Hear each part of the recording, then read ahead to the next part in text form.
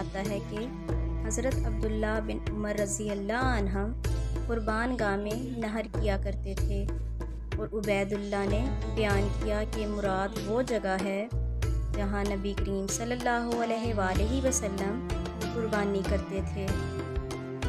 نبی کریم صلی اللہ علیہ وآلہ وسلم 2 مینڈوں کی قربانی کرتے تھے، اور میں بھی 2 مینڈوں کی قربانی کرتا تھا۔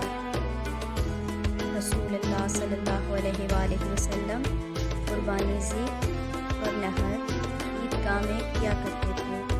نبی کریم صلی اللہ علیہ وآلہ وسلم نے 2 تبرے مینڈوں کی قربانی کی۔ میں نے دیکھا کہ حضرت صلی اللہ علیہ وآلہ وسلم اپنے پاؤں جانور کے اوپر رکھے ہوئے ہیں اور بسم اللہ اللہ اکبر پڑھ رہے ہیں۔